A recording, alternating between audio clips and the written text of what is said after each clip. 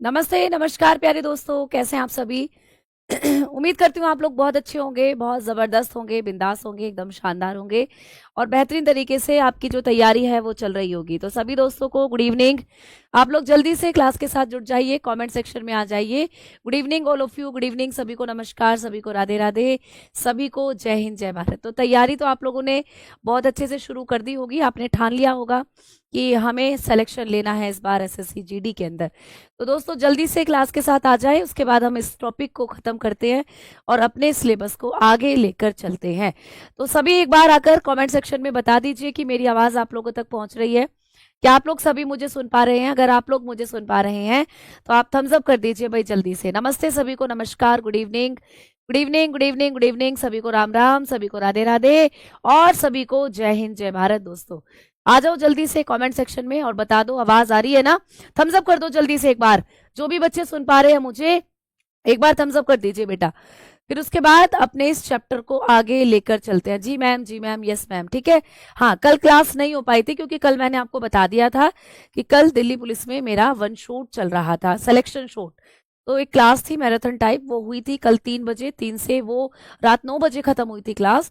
इस वजह से आप लोगों की जो क्लास थी कल वो नहीं हो पाई थी।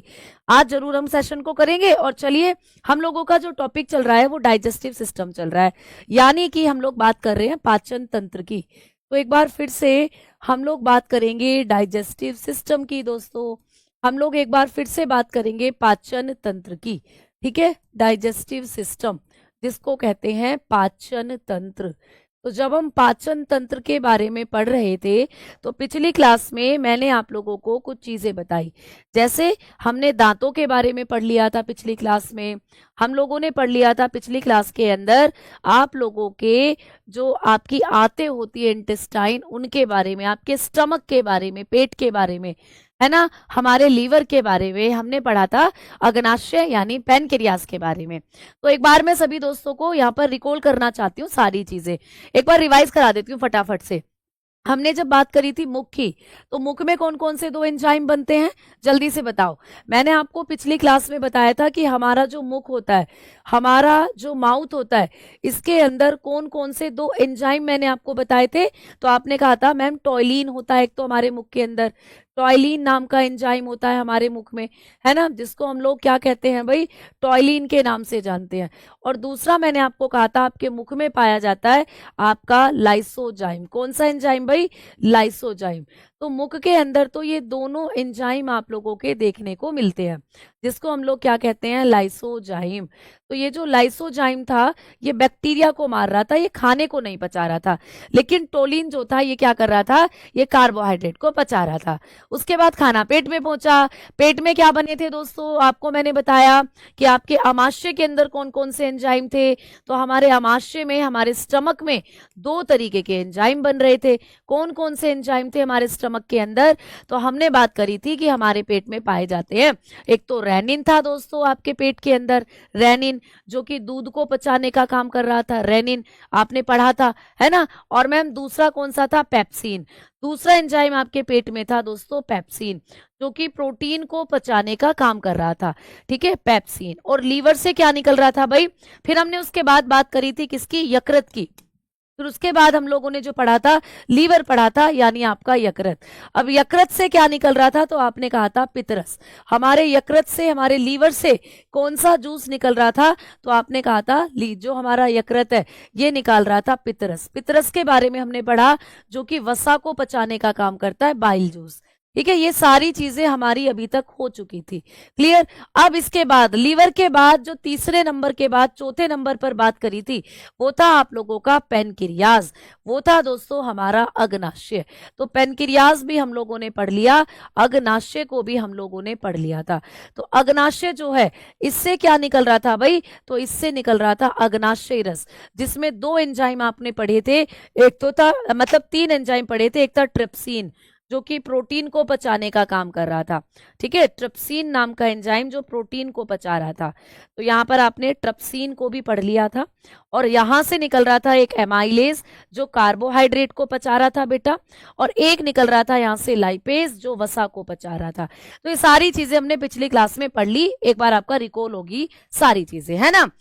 अब हम आगे बढ़ रहे हैं और बात करते हैं अब हम आपकी आंतों की। तो आंतों में मैंने आपको छोटी आंत से सारी चीजें पढ़ा दी थी कि भाई जो हमारी छोटी आंत होती है दोस्तों, हम लोगों की जो स्मॉल इंटेस्टाइन है, ये सब पिछली क्लास की चल रही है चीजें, ये मैंने आपको फटाफट रिकॉल करा दी है सारी चीजें। ठीक है, जो हमारी छोटी आंत थी बेटा, इसके 3 भाग कौन कौन से थे? कमेंट सेक्शन में बताओ सारे दोस्त, सारे बच्चे कमेंट सेक्शन में बताओ कि हमारी जो छोटी आंत थी, छोटी आंत के 3 भाग कौन कौन से थे। फिर उसके बाद मैं आगे चलती हूं, आज हम बड़ी आंत से चीजों को शुरू करेंगे।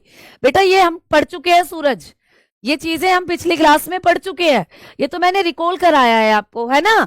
तो ये तो जस्ट मैंने आपको जल्दी जल्दी क्या कराया है, समझाई है चीजें। ये सारी चीजें मैं आपको पिछली क्लास में पढ़वा चुकी हूँ बेटा, तो ये तो मैंने जस्ट आपको एक बार रिवाइज कराई है चीजें, तो हम पढ़ चुके हैं इनको पिछली क्लास में, इसीलिए फटाफट जल्दी जल्दी मैंने आपको रिवाइज करा दी। आपको आ गई कहानी याद कि हम कहाँ तक बढ़े थे, कहाँ तक हमने पढ़ा था। हमारी जो क्लास शुरू होगी वो अब शुरू होगी बेटा, आज से शुरू, अब शुरू होगी हमारी क्लास। ठीक है, तो मैंने आपको छोटी आंत के बारे में भी बताया था कि छोटी आंत के 3 भाग होते हैं, ड्यूडेनम, जेजुनम, इलियम। यानी ड्यूडेनम को ग्रहणी कहते हैं, जेजुनम को मध्य आंत कहते हैं, और इलियम को शेष आंत कहते हैं। ये सब हमने पिछली क्लास में पढ़ लिया था। ठीक है ना, बहुत बढ़िया, बहुत शानदार दोस्तों। तो अब हम आगे बढ़ते हैं और आज की इस क्लास को जो हम शुरू करेंगे आपकी बड़ी आंत के साथ। हेडिंग डालेंगे दोस्तों लार्ज इंटेस्टाइन। हम लोग पढ़ेंगे अब अपनी लार्ज इंटेस्टाइन को, यानी बड़ी आंत को। तो आज की कहानी शुरू होगी भाई बड़ी आंत के साथ, यानी कि आपकी लार्ज इंटेस्टाइन। ठीक है, यहां से आज हम शुरू करेंगे अपने सिलेबस को। तो भाई बड़ी आंत जो होती है मैम, इसकी लंबाई कितनी होती है हमसे पूछा जाता है। मैंने पिछली क्लास में बताया था कि जो छोटी आंत होती है इसकी जो लंबाई होती है वो होती है 6 से 6.5 मीटर, लेकिन बड़ी आंत की लंबाई 1 से 1.5 मीटर होती है बेटा। कितनी होती है? 1 से 1.5 मीटर लंबी होती है हम लोगों की बड़ी आंत। मैडम क्यों? बड़ी आंत तो बड़ी होनी चाहिए, क्योंकि आपने पिछली क्लास में हमें छोटी आंत के बारे में बताया कि ये 6 से 6.5 मीटर लंबी होती है। तो मैम छोटी आंत तो छोटी है ना, ये छोटी होनी चाहिए, और बड़ी आंत बड़ी है तो ये बड़ी होनी चाहिए। लेकिन बच्चा ऐसा नहीं है, वास्तव में जो आपकी छोटी आंत है ये पतली होती है बेटा। कैसी होती है? पतली। मैंने पिछली क्लास में बताया था कि देखो ये है तुम्हारी छोटी आंत, अभी फोटो भी देखेंगे। ये है देखो तुम्हारी छोटी आंत, देखो कितनी पतली सी लग रही है तुम्हें, है ना, ये कितनी पतली सी लग रही है बेटा, ये तुम्हारी छोटी आंत है। क्लियर? और मैम इसी के आसपास होती है तुम्हारी बड़ी आंत। तो देखो ये जो मैं मोटी सी बना रही हूँ ये तुम्हारी बड़ी आंत है, ये जो मैं मोटी सी बना रही हूँ दोस्तों ये तुम्हारी बड़ी आंत है। क्लियर? तो आपकी बड़ी आंत कैसी होती है? ये मोटी होती है साइज में। तो इनको मोटाई के आधार पर, इनको डायमीटर के आधार पर हम लोग क्या कहते हैं? छोटी आंत और बड़ी आंत कहते हैं। तो ये जो काले काले रंग से आपको दिखाई दे रही है ये आपकी छोटी आंत है बेटा, इसको लिख दूं यहाँ। तो ये कैसी आंत है? आपकी छोटी आंत। तो छोटी आंत आपको कैसी नजर आ रही है? पतली नजर आ रही है, स्मॉल इंटेस्टाइन है ये आपकी। तो भाई स्मॉल इंटेस्टाइन की आपको पूछ ले कितनी होती है इसकी मोटाई, स्मॉल इंटेस्टाइन कितनी मोटी होती है? भाई लंबाई तो पढ़ ली, लंबाई तो कितनी है? 6 से 6.5 मीटर है प्यारे दोस्त, है ना। सबके कमेंट आ रहे हैं, रोहित आपका कमेंट भी आ रहा है मेरे पास, सबके कमेंट आ रहे हैं प्यारे दोस्त। ठीक है मैम, नोट्स बनाना है बेटा, बिल्कुल बना लो, कोई दिक्कत नहीं है, बिल्कुल बना लो। ठीक है, तो आओ। साउंड में क्या दिक्कत आ रही है बेटा? साउंड में क्या दिक्कत आ रही है यार? आवाज तो क्लियर पहुंच रही है। ठीक है अब देखो छोटी आंत की लंबाई 6 से 6.5 मीटर है, लेकिन मैम इसकी चौड़ाई पूछ ले तो मैं यहां पर लिख रही हूं इसका डायमीटर। ठीक है, कई बार आपको इसका डायमीटर भी पूछा जा सकता है। ठीक है, डायमीटर का मतलब इनका व्यास कितना होता है। व्यास बोले तो ये कितनी चौड़ी होती है छोटी आंत। तो छोटी आंत की जब हम चौड़ाई की बात करते हैं ना, तो छोटी आंत लगभग ऐसा मानकर चलो आप लोग कि ये कितनी चौड़ी होती है, तो आपने बताकर चलना है कि ये आप लोगों की 1 इंच है ना। कितने इंच प्यारे दोस्त? लगभग 1 इंच मोटी होती है। मतलब इसका जो डायमीटर होता है वो कितना होता है? 1 इंच। 1 इंच लगभग ये क्या होती है आप बताते हो, यानी कि ये चौड़ी होती है। अब 1 इंच है, लेकिन सेंटीमीटर में पूछ ले तो लगभग आप लोग बताकर चलते हो कि 3 सेंटीमीटर ये क्या होती है? चौड़ी होती है। तो मतलब 1 इंच या 3 सेंटीमीटर क्या होती है? ये चौड़ी होती है छोटी आंत। लेकिन जब हम लोग बड़ी आंत की बात करते हैं तो बड़ी आंत की भी आपको चौड़ाई पूछ सकता है पेपर में। बड़ी आंत की भी चौड़ाई या बड़ी आंत का भी व्यास आपको एग्जामिनेशन में आ सकता है। बड़ी आंत का डायमीटर कितना होता है ये आपको एग्जामिनेशन में पूछ सकता है। तो जो बड़ी आंत होती है ना, ये भाई ज्यादा चौड़ी होती है, लंबाई तो इसकी कम है लेकिन चौड़ाई ज्यादा है, दिख रहा है आपको। तो लगभग ये आप बताकर चलोगे कि ये 8 से 10 सेंटीमीटर क्या होती है बेटा, चौड़ी होती है। यानी इंचेस में बात करें तो लगभग 4 इंचेस के आसपास ये क्या होती है, चौड़ी होती है। तो आपको पेपर में पूछ सकता है कि छोटी आंत की चौड़ाई कितनी होती है। तो आप बताते हो छोटी आंत की चौड़ाई होती है 1 इंच। ठीक है, छोटी आंत जो होती है इसकी चौड़ाई होती है 1 इंच। सेंटीमीटर में देखें तो लगभग 3 सेंटीमीटर चौड़ी होती है। मैम बड़ी आंत की चौड़ाई कितनी होती है, तो 8 से 10 सेंटीमीटर चौड़ी होती है बड़ी आंत। अगर मैम इसकी इंचेस में देखें तो लगभग 4 इंच ये क्या होती है, मोटी होती है। ठीक है, क्लियर, समझ में आ गई बात। अब चलो, अब हम जब देखते हैं अपनी छोटी आंत और बड़ी आंत को, तो देखो यहां पर आपको नजर आ रहा है कि ये वाली आप लोगों की छोटी आंत है दोस्तों, क्योंकि ये देखो कम चौड़ी है। देखो दिख रहा है ना बीच में कितना चौड़ापन है, इसके अंदर ही खाना जाता है। तो ये आपकी कैसी आंत है दोस्तों, छोटी आंत है। This is your small intestine, this is your small intestine. Clear. और मैम ये वाली देखो ये बड़ा है, ये थोड़ा ज्यादा चौड़ा है एरिया, ये आप लोगों की बड़ी आंत है। तो छोटी आंत और बड़ी आंत इनको क्यों कहते हैं, इनको छोटी आंत और बड़ी आंत कहते हैं चौड़ाई के आधार पर। ये थोड़ी कम चौड़ी है तो इसीलिए छोटी आंत, लेकिन लंबाई इसकी ज्यादा है। मैम ये ज्यादा चौड़ी है तो दैट्स मीन ये बड़ी आंत, लेकिन इसकी लंबाई कम है, 1 से 1.5 मीटर लंबी ही है ये। तो ये कॉन्सेप्ट आपको समझ में आया, जल्दी बताओ। ठीक है, जल्दी बताओ, है ना।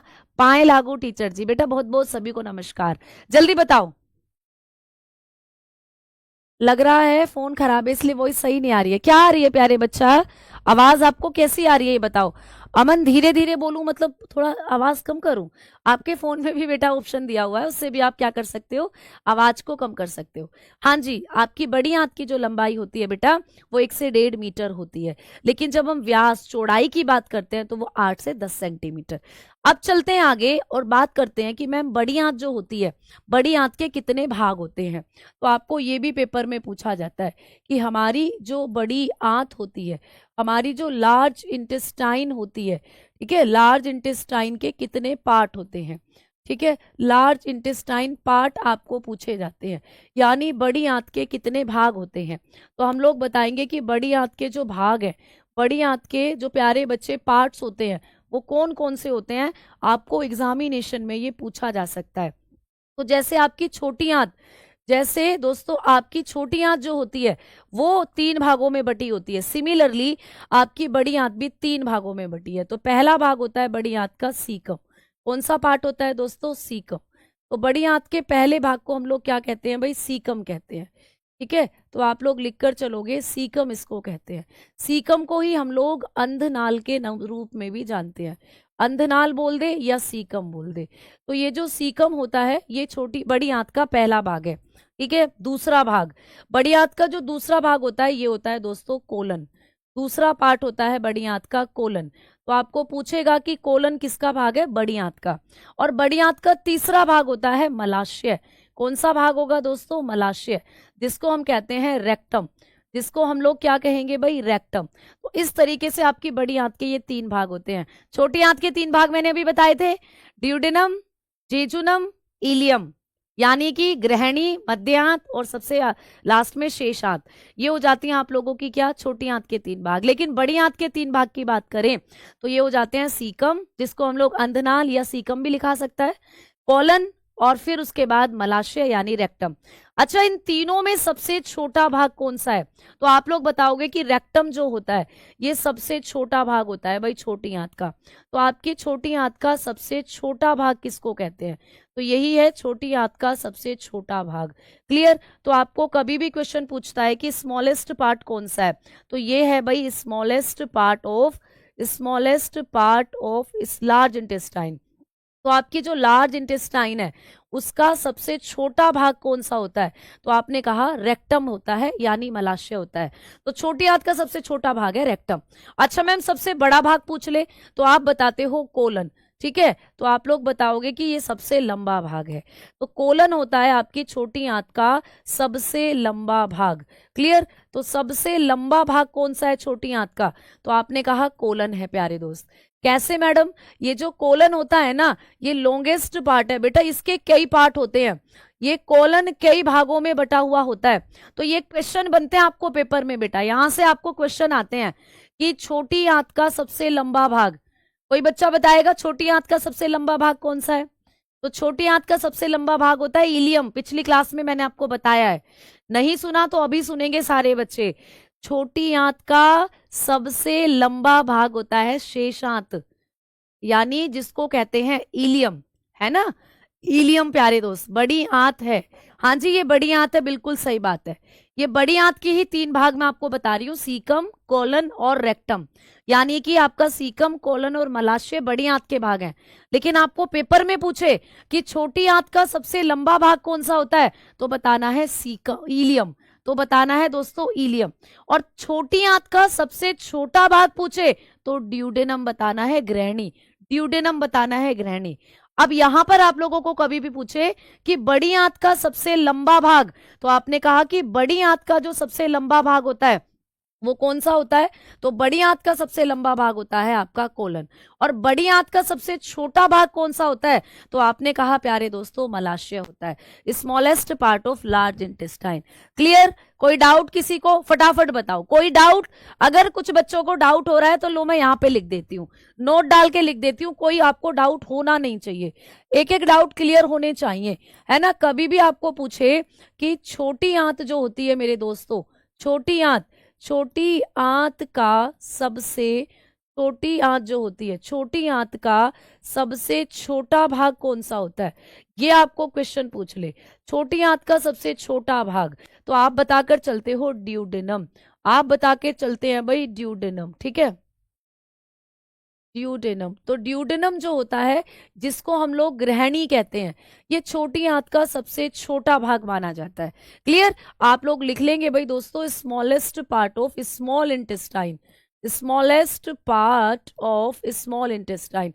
नोट डाल के लिख लेना, स्मॉल इंटेस्टाइन। वैसे मैंने पिछली क्लास में आपको बताया, लेकिन आप भूल गए, आप लिख नहीं पाए, तो आप लिख लीजिएगा अब, ठीक है? क्लियर हो गया आप सभी का पॉइंट कि भाई ड्यूडेनम होता है छोटी आंत का सबसे छोटा भाग। लेकिन मैम दूसरा पॉइंट हमें पूछ ले कि भाई छोटी आंत का सबसे बड़ा भाग कौन सा होता है? छोटी आंत का सबसे बड़ा भाग कौन सा होता है? तो छोटी आंत का सबसे बड़े भाग की जब हम लोग बात करते हैं, ठीक है दोस्तों, सबसे बड़ा भाग, तो छोटी आंत का जो सबसे बड़ा भाग है वो कभी भी आपको पूछे तो आप बताओगे फिर शेष आंत्र, ठीक है? फिर आप लोग बताकर चलते हैं दोस्तों शेष आंत्र। क्लियर? जिसको हम लोग कहते हैं इलियम, जिसको हम लोग क्या कहेंगे भाई? इलियम। तो इलियम होता है छोटी आंत का सबसे बड़ा भाग, यानी कि लॉन्गेस्ट पार्ट इसको आप लोग कहते हो। क्लियर दोस्तों? लॉन्गेस्ट पार्ट ऑफ, आप बताएंगे longest part of small intestine. ठीक है, ठीक है ना दोस्तों? बताओ जल्दी से। अब आपको कोई कंफ्यूजन किसी भी तरीके का, किसी भी बच्चे को? तो यहाँ पर छोटी आंत का बड़ा और छोटा भाग मैंने लिख दिया, यहाँ पर बड़ी आंत का छोटा और बड़ा भाग मैंने लिख दिया। अब ये भाई साहब कहाँ भागे जा रहे हैं भाई? ये कहाँ भागे जा रहे हैं? ये स्लाइड कहाँ भाग गई? चलो, तो अब आपको समझ में आ गई चीजें, जल्दी से बताएंगे सारे दोस्त। अब आपको चीजें समझ में आई मेरे बच्चा? जल्दी से बताएंगे आप लोग चीजें। अब कोई दिक्कत किसी भी प्यारे दोस्त को? फटाफट से बताओ। तो यहाँ पर आप लोगों ने देखा कि ये हो जाते हैं आपके बड़ी आंत के सबसे छोटे और बड़े भाग, और ये हो जाते हैं छोटी आंत के छोटे और बड़े भाग। क्वेश्चन आएगा तो आप बताकर आओगे, ठीक है? अब चलते हैं आगे और बात करते हैं कि मैम बड़ी आंत के ये जो 2 भाग होते हैं, ये जो आपकी बड़ी आंत का सबसे लंबा भाग है कोलन, और मैम मलाशय यानी रेक्टम, और मैम सीकम, इनके बारे में बताओ अब। तो बेटा ये जो सीकम होता है ना, ये छोटी आंत का ऐसा भाग, बड़ी आंत का एक ऐसा भाग है जहां पर आपकी छोटी आंत और बड़ी आंत दोनों एक साथ मिलती हैं, ठीक है? जहां पर क्या होता है बेटा? छोटी आंत और बड़ी आंत दोनों एक साथ मिलती है। तो आप लोग लिख लीजिएगा बेटा, सबसे पहला पॉइंट सीकम। सीकम से क्या क्वेश्चन आता है? बहुत बार बनाए क्वेश्चन, बहुत इंपॉर्टेंट है बेटा, जिसको हम लोग अंधनाल के नाम से भी जानते हैं। अंधनाल के नाम से भी आती है ये, सीकम के नाम से भी आती है। इंग्लिश में इसको सीकम ही हम लोग कह देते हैं, ठीक है? अब इसके बारे में क्या आता है बेटा? इन स्टार लगा लेना, क्योंकि बहुत इंपॉर्टेंट क्वेश्चन है, कई बार आपको एग्जामिनेशन में पूछा गया है। ये क्या करता है? तो आप लोग बताओगे कि यह छोटी आंत और बड़ी आंत को जोड़ने का काम करता है। यहीं पर आपकी छोटी आंत और बड़ी आंत जुड़ती है, छोटी आंत तथा बड़ी आंत को जोड़ता है। तो ये क्वेश्चन आता है पेपर में, बड़ी आंत को जोड़ता है, ठीक है, आंत को जोड़ता है। ये क्वेश्चन आता है बेटा आपको पेपर में कि आपके शरीर में बड़ी आंत का वो कौन सा भाग है जहां छोटी आंत और बड़ी आंत दोनों मिलती हैं, छोटी आंत और बड़ी आंत दोनों मिलती है। तो ये हो जाता है भाई जंक्शन ऑफ स्मॉल इंटेस्टाइन, इसको कहते हैं junction of small intestine and large intestine, ठीक है, small intestine and large intestine. तो ये आपको एग्जामिनेशन में पूछा जाएगा कि छोटी आंत और बड़ी आंत को मिलाने वाली संरचना कौन सी होती है। तो आप आंसर करके आओगे अंधनाल या फिर आप आंसर करके आओगे सीकम। तो सीकम एक ऐसी संरचना है जहां छोटी आंत और बड़ी आंत मिलती है।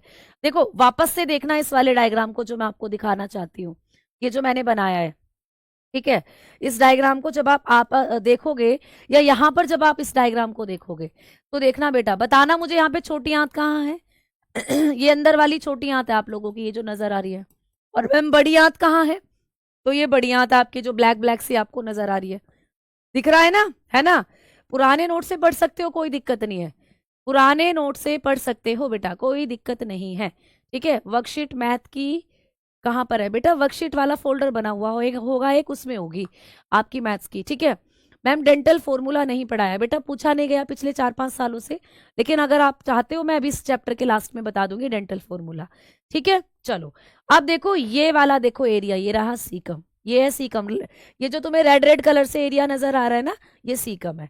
अच्छा ये छोटी आंत है मैम, ये बड़ी आंत है, तो छोटी आंत और बड़ी आंत जहां मिल रही है उसको कहते हैं सीकम।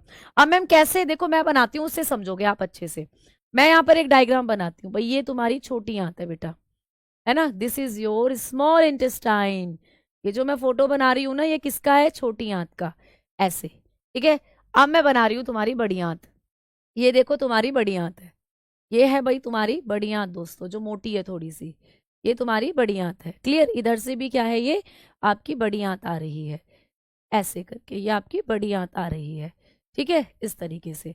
तो अब आप लोग देख रहे हो ना कि यहाँ जिससे मैं रेड कलर से बना रही हूँ, ये यहाँ पर आपकी छोटी और बड़ी आंत दोनों मिल रही हैं, देख पा रहे हो ना, ये छोटी आंत है यहाँ पर और ये आपकी बड़ी आंत है। तो छोटी आंत और बड़ी आंत दोनों यहाँ मिल रही हैं, तो इसी एरिया को, इस एरिया को क्या कहेंगे? सीकम कहेंगे।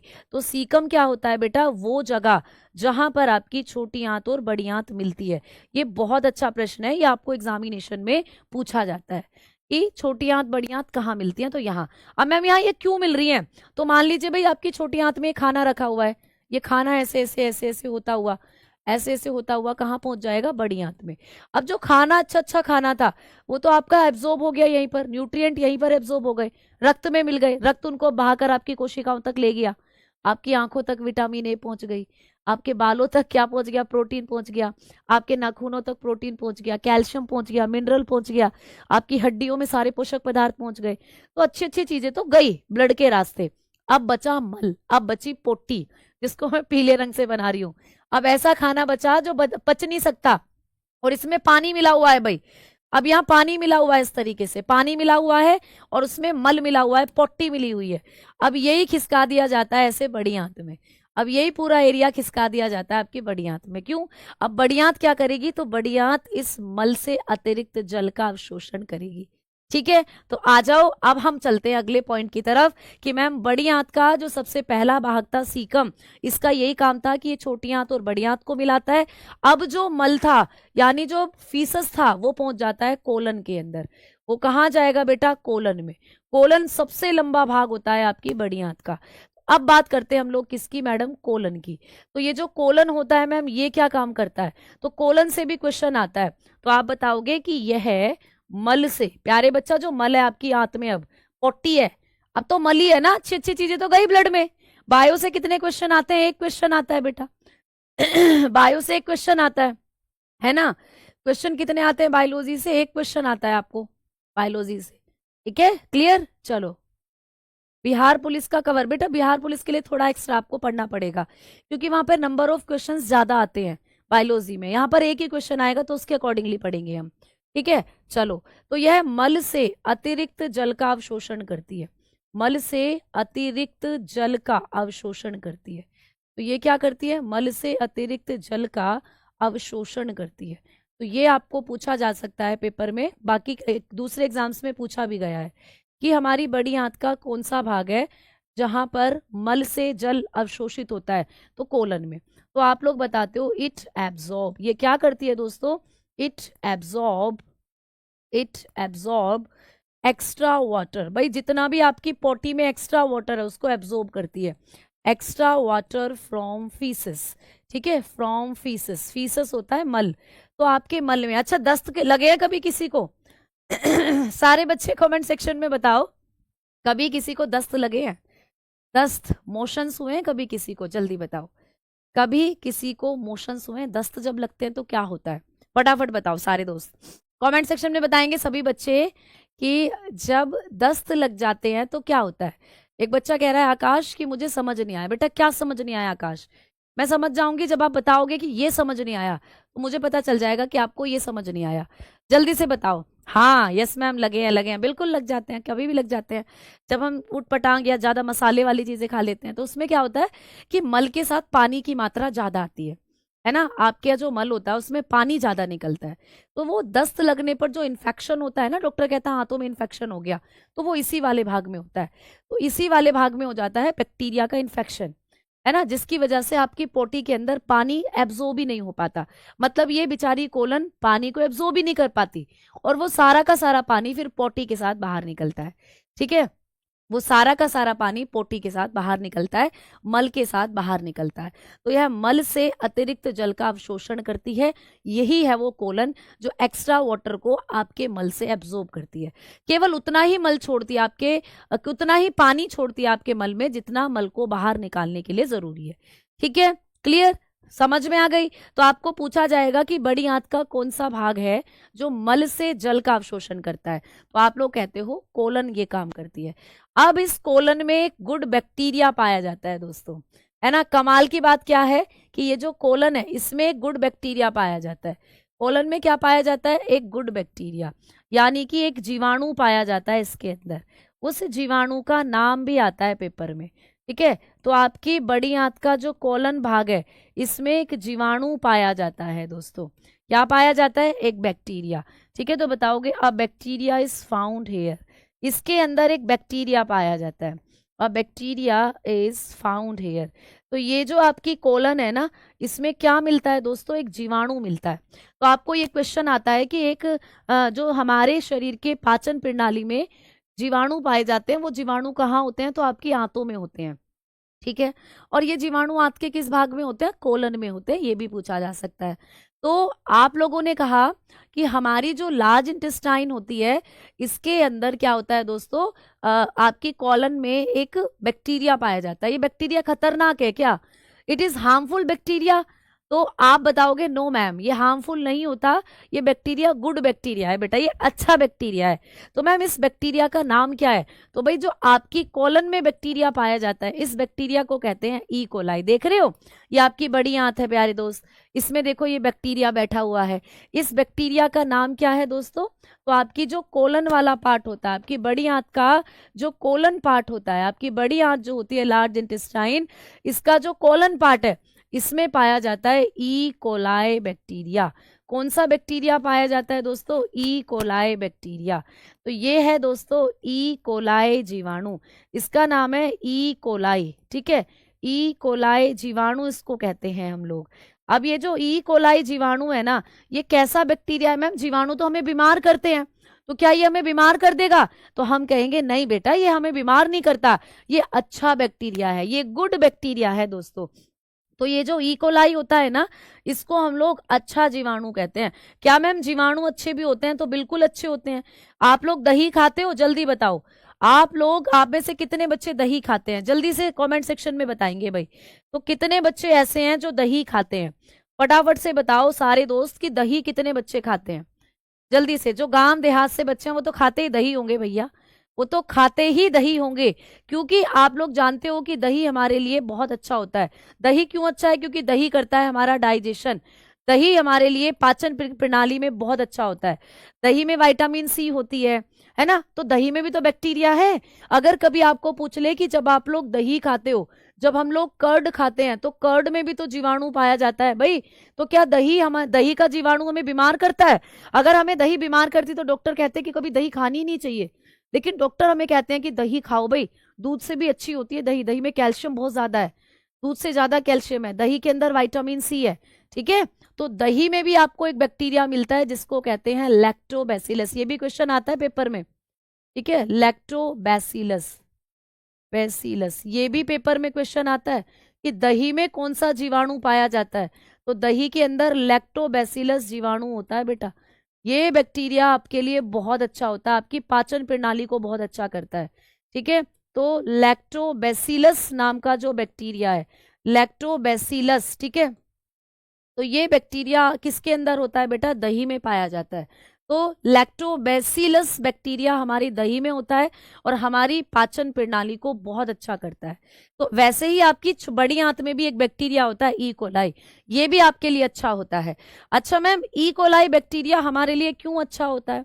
ये जो ई कोलाई बैक्टीरिया है, ये हमारे लिए क्यों अच्छा होता है?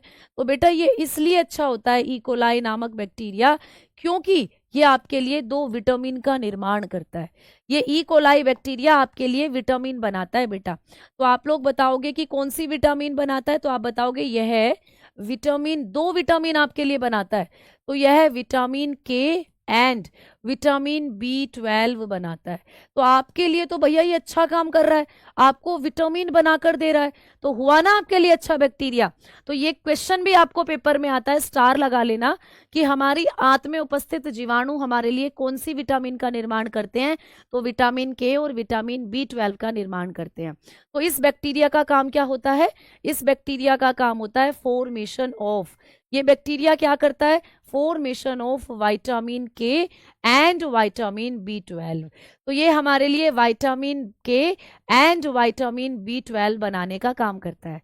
तो ये बैक्टीरिया इसीलिए हमारे लिए बहुत अच्छा होता है। ठीक है, बटर मिल्क अच्छा होता है। हाँ, बटर मिल्क यानी मट्ठा वगैरह जो आप लेते हो वो भी अच्छा होता है, वो भी अच्छा होता है। ठीक है, आवाज मेरी अच्छी है भैया? आवाज कहाँ अच्छी है? आवाज, आवाज की तो बैंड बजी पड़ी है बोल बोल कर, ऐसी हो गई है। बच्चे कहते हैं रानी मुखर्जी जैसी आवाज तुम्हारी हो गई है, बट मेरी आवाज ऐसी थी नहीं।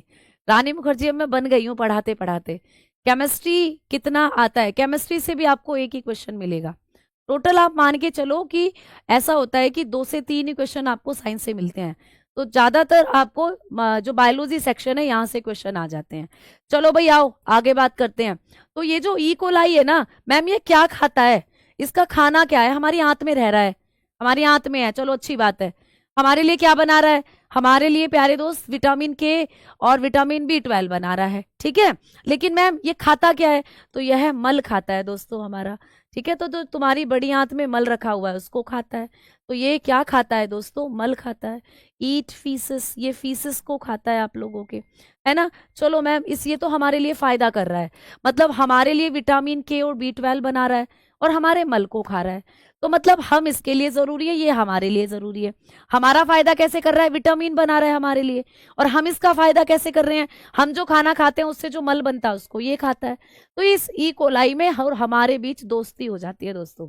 जैसे अभी मैं खड़ी हूं, तो मेरी बड़ी आंत में भी बैठा है ई कोलाई, क्या काम कर रहा है? विटामिन के बना रहा है। और हम इसका क्या फायदा कर रहे हैं? ये हमारा मल खाता है, फीसस खाता है।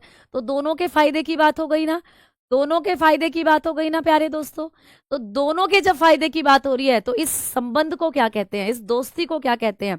तुमने तो गाना सुना होगा, इस प्यार को मैं क्या नाम दूं। तो ई कोलाई और हमारे बीच जो ये प्यार वाला संबंध है इसको क्या नाम दे? पेपर में पूछा जाता है। हाँ, तो बच्चे बता रहे हैं सहजीवी संबंध कहते हैं, बिल्कुल। तो आपको नोट डालकर एक चीज लिखनी है, क्योंकि ये पेपर में पूछा गया प्रश्न है। आपको नोट डालकर एक पॉइंट लिखना है दोस्तों कि मानव और ई कोलाई, हमारे अंदर और ई कोलाई, मानव तथा ई कोलाई, ई कोलाई जो जीवाणु है, ठीक है, मानव तथा ई कोलाई सहजीवन संबंध दिखाते हैं, सहजीवन संबंध दिखाते हैं। तो ये पेपर में आता है कि मानव और ई कोलाई किस प्रकार का संबंध दिखाते हैं। तो आप बताते हो मानव और ई कोलाई हम दोनों सहजीवन संबंध दिखाते हैं, ठीक है, सिम्बायोटिक रिलेशन दिखाते हैं। तो आप लोग बताएंगे कि human and E coli, human and E coli क्या है दोस्तों? ई कोलाई बताएगा कोई बच्चा कि ई कोलाई क्या है? What is E coli? E coli is a bacteria, एक बैक्टीरिया है ना, जीवाणु है, मैंने अभी बताया, ठीक है। तो humans and E coli are show symbiotic relation. तो हम दोनों सिम्बायोटिक रिलेशन में रहते हैं, सिम्बायोटिक रिलेशन। अच्छा मैम क्या होती है सिम्बायोटिक रिलेशन? ये हमें पेपर में पूछ ले तो बेटा एक ऐसा ही रिलेशन, एक ऐसा संबंध जिसमें दो या दो से अधिक जीव एक साथ रहें और एक दूसरे को लाभ पहुंचाएं। भाई देखो दो जीव हैं, एक तो हम हो गए और एक ये ई कोलाई हो गया, ये भी तो जीव ही है, ये भी तो सजीवी है। तो दो जीव आपको दिख रहे हैं, बिल्कुल। और मैम दोनों एक साथ रह रहे हैं, बिल्कुल। अभी मैं हूं और मेरे अंदर ई कोलाई है, तो दोनों एक साथ रह रहे हैं और एक दूसरे को लाभ पहुंचा रहे हैं, एक दूसरे को बेनिफिट पहुंचा रहे हैं। तो उस संबंध को कहते हैं सहजीवन संबंध। तो ये भी क्वेश्चन आता है आपको पेपर में, तो मैं इसकी डेफिनेशन लिखवा देती हूँ आपको। सहजीवन संबंध क्या होता है ये पूछ लिया जाता है पेपर में, तो यहां से भी आपको क्वेश्चन बने हैं भाई, सिम्बायोसिस रिलेशन से स्टार लगा दिया, इसका मतलब क्वेश्चन पूछा गया है पेपर में, ठीक है। तो आपको पेपर में पूछा जा सकता है कि सिम्बायोटिक रिलेशन क्या होती है। आपको एग्जामिनेशन में आएगा कि सिम्बायोटिक रिलेशन क्या होती है, इसकी डेफिनेशन देकर पूछ लेता है कि भाई इस संबंध को हम लोग क्या कहते हैं, ऐसे करके क्वेश्चन आ जाता है। तो आप लोग बताते हो कि जब दो या अधिक, तीन भी हो सकते हैं, चार भी हो सकते हैं, ठीक है, जब दो या अधिक जीव एक साथ रहे, एक साथ रह रहे हैं भाई, हम भी ये दोनों एक साथ रह रहे हैं, ठीक है, एक साथ रहते हैं, ठीक है, जब दो या अधिक जीव एक साथ रहते हैं तथा एक दूसरे को लाभ पहुंचाते हैं भाई, तथा एक दूसरे को क्या करते हैं दोस्तों, एक दूसरे को लाभ पहुंचाते हैं, एक दूसरे को बेनिफिट दे रहे हैं बेटा, ठीक है। तो इसी को हम लोग क्या कहते हैं, सिम्बायोटिक रिलेशन कहते हैं। तो भाई जब दो या दो से अधिक जीव एक साथ रहें और एक दूसरे को लाभ पहुंचाए, कोई एक दूसरे को लॉस नहीं पहुंचाएगा। क्या ई कोलाई हमें लॉस कर रहा है? नहीं। क्या हम ई कोलाई को नुकसान पहुंचा रहे हैं? नहीं।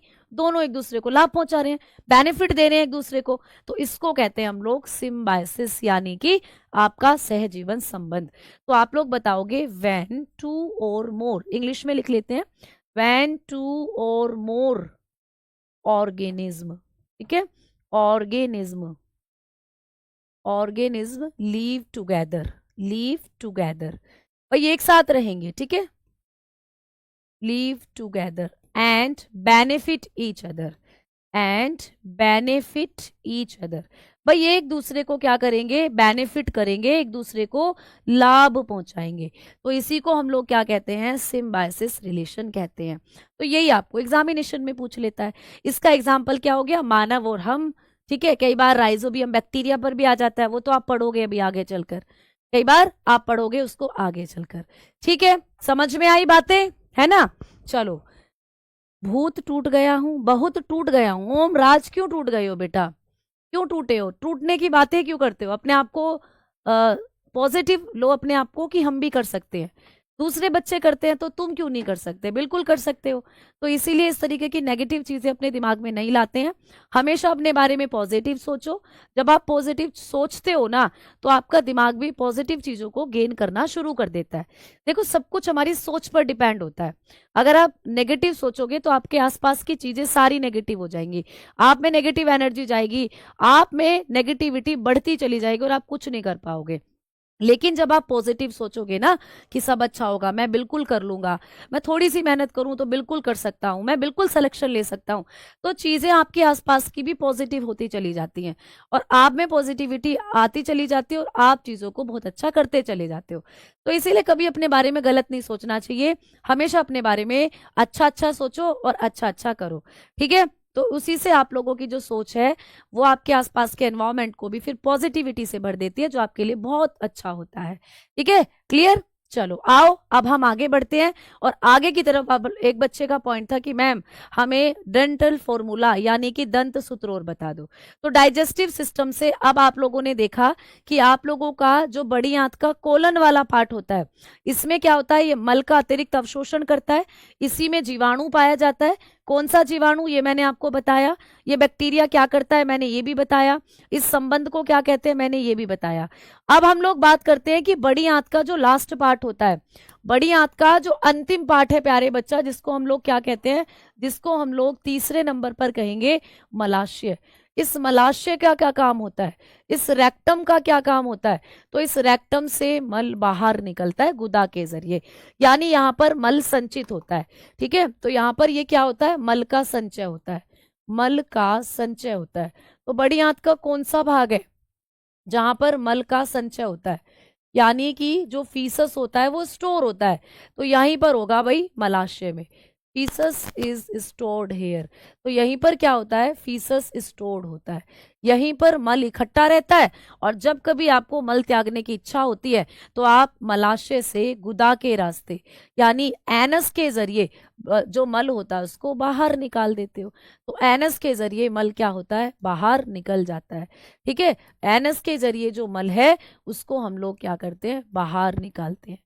तो किस संरचना द्वारा जो फीसस होता है, मल होता है, वो बाहर आता है? तो आपने कहा गुदा के रास्ते। ठीक है, तो इसी प्रोसेस द्वारा हम क्या करते हैं, फीसस आउट करते हैं, मल को बाहर निकालते हैं। बस हो गया पाचन, हो गया पाचन। मैम हमारे लार में कौन से एंजाइम पाए जाते हैं? बेटा पिछली क्लास में बताया था, आपकी लार में दो एंजाइम है, एक तो होता है टॉयलिन जिसको हम सेलेवरी एमाइलेज भी कहते हैं, और एक होता है लाइसोजाइम। तो लार में दो एंजाइम है, टॉयलिन और सेलेवरी एमाइलेज। ठीक है, क्लियर, समझ में आ गई बात? टुगेदर में छूट गया है, टुगेदर में क्या छूट गया है, जल्दी बताओ, जल्दी बताओ क्या छूट गया है? Organism leave together. ठीक है, आप लोग बताकर चलते हैं, ये सारा ये होता है सिम्बायोसिस रिलेशन। क्लियर दोस्तों, बताओ। ठीक है, लो, ठीक, चलो अब चले आगे की तरफ दोस्तों, आगे की तरफ बढ़े। चलिए अब हम चलते हैं आगे की तरफ कि मैम एक बच्चे ने पूछा था कि किस तरीके से हमारी जो बड़ी आंत है उससे मल बाहर निकलता है। तो देखो ये रहा आपका बड़ी आंत का पूरा डायग्राम, तो ये आपकी पूरी बड़ी आंत है। ठीक है, अच्छा बड़ी आंत का ये जो सीकम वाला पार्ट मैंने आपको अभी भी बताया, इस सीकम वाले पार्ट से आपका एक अवशेषी अंग जुड़ा होता है, अपेंडिक्स। आपका क्या जुड़ा होता है बेटा, अपेंडिक्स। तो कई बार आपको अपेंडिक्स पर क्वेश्चन आते हैं, कैसे आते हैं मैडम कि अपेंडिक्स क्या है, कैसा अंग है? तो ये एक अवशेषी अंग है। तो अब मैं आपको यहाँ पर कुछ अवशेषी अंग लिखवाने वाली हूँ। ठीक है, आपके शरीर में जो अवशेषी अंग पाए जाते हैं, अवशेषी अंग क्या होते हैं? ऐसे अंग जिनके काम का कुछ पता ही नहीं है भैया कि ये काम क्या करते हैं। अवशेषी अंग वो होते हैं वेस्टिजियल ऑर्गन। ठीक है, वेस्टिजियल ऑर्गन इनको हम कहते हैं। तो ये जो वेस्टिजियल ऑर्गन है ये कौन कौन से हैं आपके शरीर के अंदर, ये क्वेश्चन आ जाता है छांटने के लिए कि कौन कौन हमारे शरीर में अवशेषी अंग हैं।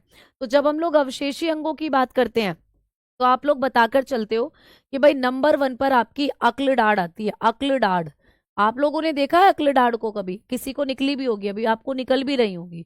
ठीक है, तो ये जो अक्ल डाढ़ होती है जिसको हम कहते हैं विशडम टीथ। ठीक है, क्या कहते हैं भाई, विशडम टीथ जिनको हम कहते हैं, ये आपकी अवशेषी अंग है। मैडम क्यों भाई, ये 25 से 30 साल में निकल रही हैं जाकर और कोई काम ही नहीं है इनकी, इनका कोई काम ही नहीं है, कि पता ही नहीं है कि ये कर क्या रही है भैया अक्ल डाढ़। क्या तुम्हें पता है ये क्या कर रही है? 25 से 30 साल में निकलती है, इस दौरान तो तुम सब कुछ खाने लायक बन जाते हो। स्प्लीन बेटा डाइजेस्टिव सिस्टम में नहीं आएगा, वो ब्लड का पार्ट है। ठीक है, अब देखो दूसरा ऑर्गन आपका जो अवशेषी अंग होता है, आप बताकर चलते हो कि मैं अक्ल डाढ़ के साथ साथ अपेंडिक्स, ये रहा अपेंडिक्स। इस अपेंडिक्स का कुछ नहीं पता कि ये करती क्या है। ठीक है, इस अपेंडिक्स का कुछ नहीं पता कि ये करती क्या है। तो ये जो अपेंडिक्स है बेटा ये भी आपका एक अवशेषी अंग है। ठीक है, धीरे धीरे खत्म हो जाएगा, ये विलुप्त हो जाएगा। आगे बात करें तो शरीर के बाल प्यारे दोस्तों, शरीर के बाल भी आ सकता है आपको, शरीर के बाल। ठीक है, बॉडी हेयर, आप जानते हो कि बॉडी हेयर का भी कोई काम नहीं है। पहले जब हम आदि मानव हुआ करते थे तो आदि मानव के शरीर पर बहुत सारे बाल होते थे रीछ की तरह, तो वो उस टाइम पर हमें सर्दी से बचाने का काम करते थे, क्योंकि पहले बहुत पहले मानव को कपड़ों का ज्ञान नहीं था, है ना, जंगलों में रहते थे, आदि मानव थे। ठीक, अब हमें कपड़ों का ज्ञान हो गया, तो दैट्स मीन ये जो बॉडी पर हेयर होते हैं इनका कोई यूज ही नहीं है, इनका कोई यूज ही नहीं है बेटा। मेरे दोस्त का अपेंडिक्स का ऑपरेशन हुआ था। क्यों मैम? बेटा अपेंडिक्स में क्या होता है कि जितने भी आपकी आंत के अंदर विषैले पदार्थ है ना वो यहाँ जम जाते हैं आकर, तो ये इसमें बहुत सारे टॉक्सिन जमा हो जाते हैं, तो ये फट जाती है कई बार। तो इसीलिए इसका फिर ऑपरेशन होकर इसको निकाल देते हैं, इसको निकाल देते हैं, फिर कोई दिक्कत ही नहीं है। ठीक है, अब देखो तो शरीर के बालों का भी अब कोई यूज नहीं है। अब हम अपने आप को गर्म रखने के लिए अपने आप को मतलब सर्दी लगती है तो कपड़े पहनते हैं, तो ये बाल अब अवशेषी अंग, आपको पता है ना, वैक्सिंग के द्वारा इनको हटा भी देते हैं। अब बात करते हैं आगे कि मैम बाह्य कान, बाह्य कान भी आपके अवशेषी अंग हैं बेटा। बाह्य कान जिसको हम लोग कहते हैं आउटर ईयर, आपके ये जो बाह्य कान है, क्या इनका कोई काम है, जल्दी बताओ। हाँ, टीचर जरूर खींचती थी, लेकिन अब तो बैन लगा दिया, बच्चों को टीचर नहीं मारेगी, है ना। अब तो यहाँ पे बैन लग गया, तो कान भी नहीं खींच सकती अब टीचर। चश्मे लगाने के काम आते हैं, लेकिन आगे टेक्नोलॉजी इतनी बढ़ गई है कि लेंसेज लगेंगे अब, चश्मे भी खत्म। ठीक है, अब चश्मे भी खत्म हो जाएंगे, तो अब क्या होगा, आगे लेंसेज लगेंगे। तो ये झुमके लटकाने के काम जरूर आते हैं, लड़कियों की सुंदरता बढ़ाते हैं, लेकिन आगे जब हम लोग देखेंगे तो ये विलुप्त हो जाएंगे, इनकी कोई काम नहीं है, इनका कोई काम नहीं है। तो ये सब आपके क्या हैं, अवशेषी अंग माने जाते हैं। मैम अकल दाढ़ क्या होता है, बेटा अकल दाढ़ तुम्हें निकल रही होगी, यहाँ सबसे पीछे की तरफ जो निकलती है, दर्द करती है ये अकल दाढ़। ठीक है, तो ये होती है अकल दाढ़। ठीक है, मानव पूंछ है अपेंडिक्स, बेटा हम आपकी पूंछ है कहीं क्या, ये बताओ। अपेंडिक्स तो मानव की पूंछ तो आपकी वर्टिब्री में आती है, आपकी जो रीढ़ की हड्डी है उसके अंदर होती है, सबसे नीचे की तरफ। ईयरफोन लगाने के काम आते हैं, तो ईयरफोन तो आप इंटरनली अंदर लगाते हो, इनका क्या काम है, इनका इनका तो कुछ काम नहीं है ना, है ना। अगला डाढ़ आपकी अवशेषी अंग है बेटा, इसका कुछ काम ही नहीं पता, ये 25 से 30 साल में निकलती है, दर्द करती है और इसका कोई काम नहीं है। सबसे पीछे की तरफ अंदर की तरफ देखोगे, सबसे पीछे निकल रही है, तो कोई काम ही नहीं है इसका अगला डाढ़ का, कि पता ही नहीं है कि क्या करती है, तो ये अवशेषी अंग है। तो ये सब आपके अवशेषी अंग है। अब चलते हैं आगे, डेंटल फॉर्मूला बता देती हूँ, जो एक बच्चा बार बार पूछ रहा था, तो भाई नोट डालकर लिख लीजिएगा बेटा, दंत सूत्र।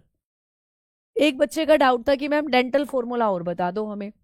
ठीक है, dental formula, dental formula clear. तो जब हम लोग डेंटल फॉर्मूला की बात करते हैं, दंत सूत्र की हम लोग बात करते हैं बेटा, तो हमारे दांतों की संख्या बताने के लिए होता है एक डेंटल फॉर्मूला। ठीक है, हमारे दांतों की संख्या बताने के लिए जिस फॉर्मूले का हम लोग यूज करते हैं उसको कहते हैं डेंटल फॉर्मूला। तो भाई ये जो डेंटल फॉर्मूला है ना, ये कौन से कितने होते हैं, तो ये दो होते हैं। एक होता है बच्चों का दंत सूत्र, यानी बच्चों के मुख में दांतों की संख्या अलग है, तो बच्चों का दंत सूत्र होता है एक। तो आपको कभी भी पूछे कि बच्चों का दंत सूत्र क्या होता है, चाइल्ड डेंटल फॉर्मूला क्या होता है, तो जब बच्चों के मुंह के अंदर जो दांत होते हैं आप उनको गिनोगे तो एक फॉर्मूले के अकॉर्डिंगली उनको गिन सकते हो। मैथ्स में लगाते हो वैसे तो तुम फॉर्मूला, लेकिन ये बायोलॉजी का फॉर्मूला है। डेंटल फॉर्मूला, बच्चों का दंत सूत्र क्या होता है, 2102 अपॉन 2102 गुणा में 2। ठीक है, तो ये होता है बच्चों का दंत सूत्र। इससे तुम बच्चों के मुख में आने वाले दांतों की संख्या बता सकते हो। 2102 बाय 2102 मल्टीप्लाई 2, ये होता है बच्चों का दंत सूत्र। ठीक है, अब जब हम लोग बात करते हैं दूसरा दंत सूत्र कौन सा होता है, तो दूसरा होता है वयस्कों का दंत सूत्र, आपके मुख के अंदर जो दांत है। ठीक है, वयस्कों का दंत सूत्र, तो आपके मुख में जो दांत हैं, अब यहां से क्वेश्चन आएगा, आपके मुख में जो दांत है, एडल्ट डेंटल फॉर्मूला जिसको कहते हो, एडल्ट का डेंटल फॉर्मूला कौन सा होता है, एडल्ट डेंटल फॉर्मूला। ठीक है, ये आपको पूछेगा एडल्ट डेंटल फॉर्मूला, तो एडल्ट का जो डेंटल फॉर्मूला है वो भी आपको एग्जामिनेशन में आ सकता है। तो बड़ों का दंत सूत्र होता है दोस्तों 2123, है ना, बटे 2123 मल्टीप्लाई 2, यानी 2123 बाय 2123, ये हो जाता है आप लोगों का डेंटल फॉर्मूला। तो कैसे इनसे दांतों की संख्या हम लोग पता करते हैं, तो बेटा सबसे आगे वाला नंबर इंसीजर वाले दांतों की संख्या बताता है, इंसीजर की, फिर मैम दूसरे वाले कैनाइन की संख्या, और फिर उसके बाद प्रीमोलर की संख्या, और फिर उसके बाद मोलर की संख्या। तो ऐसे आप लोग इनसे, इस फॉर्मूले से दांतों की संख्या कर सकते हो।